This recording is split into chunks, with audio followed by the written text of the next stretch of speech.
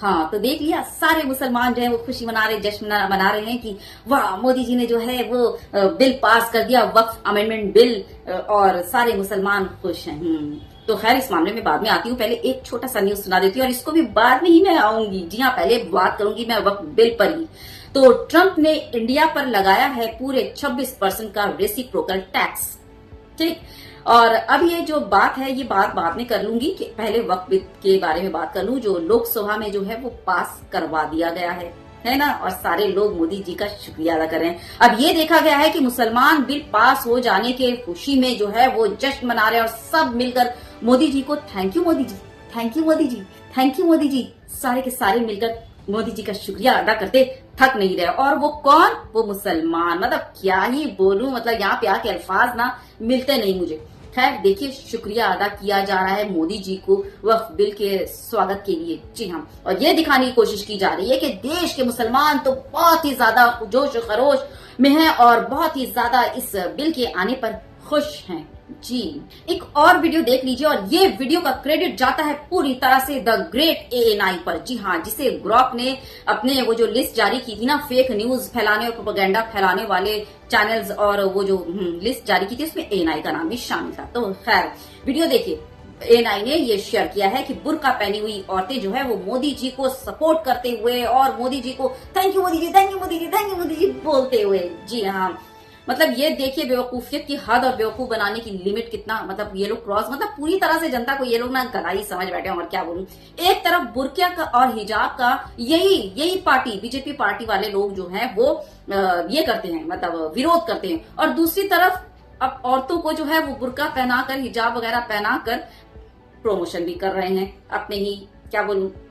और ये जो बुर्का वाली औरतों को वो पैसे दे दाकर पकड़ धकड़ कर लाए ना, ये फेकनेस और ये चीटिंगबाजी और ये प्रोपेगेंडा बहुत बार एक्सपोज हुआ है कि ये इन्हीं के अपने पार्टी के ही वो कार्यकर्ता थे, और इन्हीं के अपने लोग थे जिनको बुर्का पहनकर बहुत बार इस तरह की चीजें सामने आई हैं। तो ये सारी मुसलमान औरतें बुर्का हिजाब में हैं और थैंक यू कर रही हैं। बताइए जरा, मतलब क्या बोलूं कि ये चुतियापा जो है वो मैंने पहली बार देखा कि सबसे ज्यादा बीजेपी पार्टी के जितने भी जो कार्यकर्ता, अध्यक्ष, सांसद, ये सब और नेता वगैरह जितने भी हैं, उन सबों ने सबसे ज्यादा अगर किसी को तंग किया इस देश में तो मुसलमानों को, और मुसलमान पर राजनीति की है, और मुसलमानों की मुस्तकबिल को तबाह किया, और वही मुसलमान मोदी जी को thank you Modi ji, thank you Modi ji भूल रहे हैं, है ना।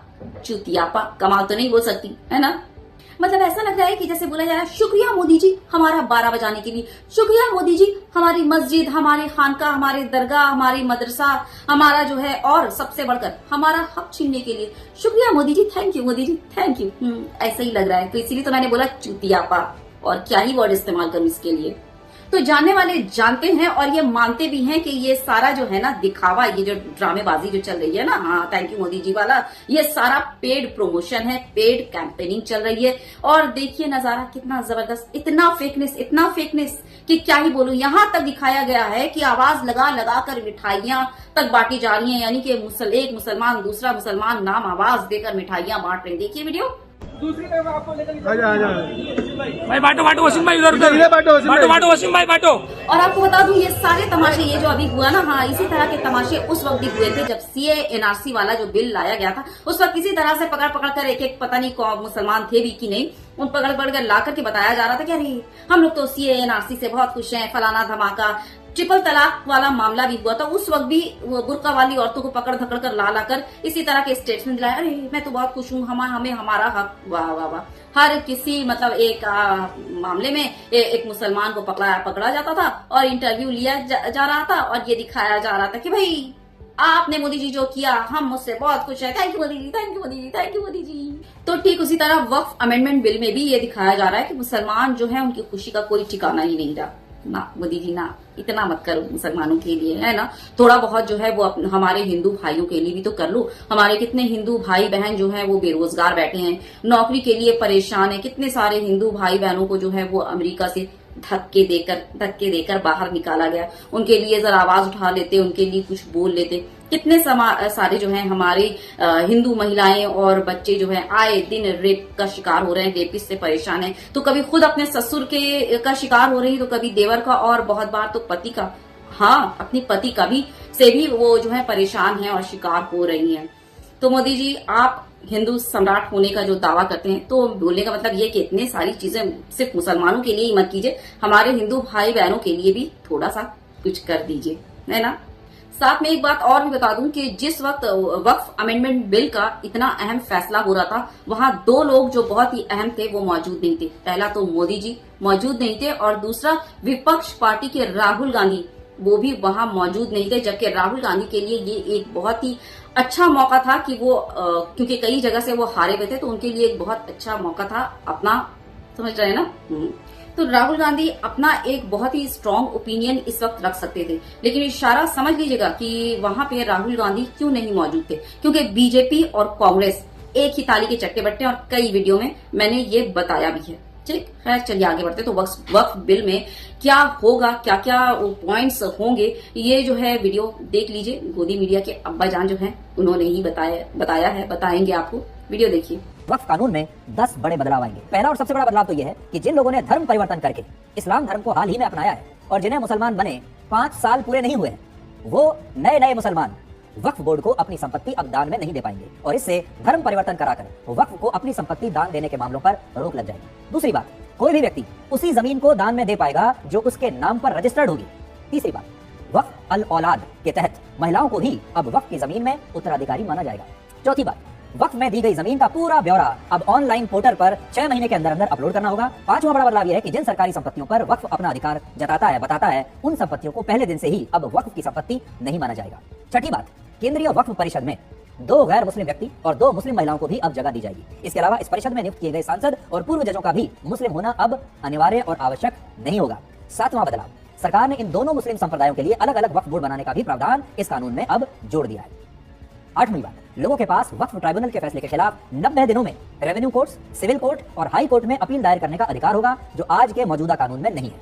9वां बदलाव, केंद्र और राज्य सरकारों के पास वक्फ बोर्ड के खातों का ऑडिट कराने का अधिकार होगा, जिससे किसी भी तरह की बेईमानी और भ्रष्टाचार को रोका जा सकेगा। और 10वां बदलाव यह है कि वक्फ बोर्ड सरकार को कोई भी जानकारी देने से अब इनकार नहीं कर सकता। अब आपको बता दूं कि ये जो वक्फ बिल वाला मुद्दा है वो रात भर चला, और उस मुद्दे को, अहम मुद्दे को छुपाने के लिए, वो अहम मुद्दा क्या शुरू में बताया था ना, 26% जो है वो टैक्स लगाया गया भारतीयों पर, यानी इंडिया पर। और देखिए, मेन स्ट्रीम मीडिया यानी गोदी मीडिया में कहीं पर भी ट्रंप के इस न्यूज को ना ही दिखाया गया और ना ही कुछ बताया गया कि भारतीयों पर 26% टैरिफ लगाया गया है। मेन स्ट्रीम मीडिया में क्या चल रहा था आपके स्क्रीन पर है, देखिए थंबनेल, कितना जबरदस्त थंबनेल लगाए। वक्फ बिल पास, देश में जश्न, भोपाल सेलिब्रेशन, वक्फ बिल।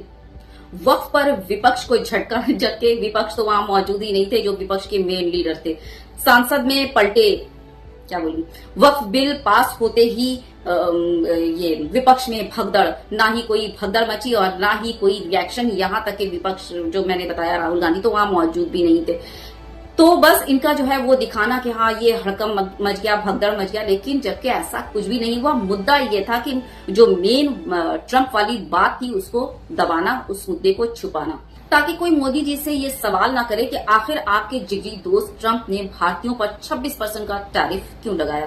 तो मामला ये है कि ट्रंप ने टैक्सेस की लिस्ट जारी की लिबरेशन डे पर कि कौन सा देश जो है वो कितना पे करेगा। और दूसरी सबसे बड़ी बात आपको पता है, ट्रंप ने 15 डर्टी कंट्रीज के लिस्ट में इंडिया को भी डाला है। देख रहे हो अन भक्तों, मोदी जी का भारत, और 15 डर्टी लिस्ट में किसने डाला है? मोदी जी के मित्र ने, खासम खास, जी हाँ, जिसके क्या बोलूं। अब इसका असर क्या होगा? इसका असर ये होगा, फाइनेंशियल एक्सप्रेस रिपोर्ट के मुताबिक आपको बता रही हूँ कि इसकी वजह से इंडिया को $3.1 बिलियन का लॉस हो सकता है। अब बताइए हम लोग कैसे पहुंचेंगे? 5 ट्रिलियन की जो बात चल रही थी, कैसे पहुंचेंगे? जबकि यहाँ पर तो रोज जो है वो $3.1 बिलियन के झटके पड़ने वाले हैं। साथ में जीडीपी पर भी जबरदस्त असर होने वाला है इस चीज का। और इस चीज को इस तरह से नहीं बताकर ये बताया गया कि 26% का, पूरे 26% का जो है वो डिस्काउंट मिला है भारत को।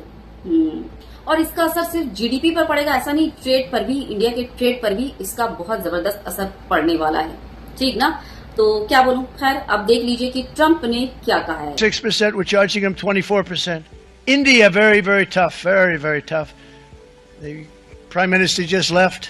He's a great friend of mine, but I said, you're a friend of mine, but You're not treating us right. They charge us 52%. You have to understand, we charge them almost nothing for years and years and decades. And it was only 7 years ago when I came in. India very very tough दोस्त हैं मगर dash dash dash समझ गए ना। तो बस क्या बोलूं, शेयर कर दीजिएगा वीडियो ज्यादा से ज्यादा और चैनल को सब्सक्राइब करना बिल्कुल मत भूलिएगा। शेयर करना और अपने ख्यालात का इजहार करना वक्फ अमेंडमेंट बिल के बारे में आपकी क्या राय है जरूर बताइएगा और बहुत ज्यादा अपना ख्याल रखिए और क्या ही बोल सकती हूँ। Take good care of yourself. जय हिंद, अल्लाह हाफिज।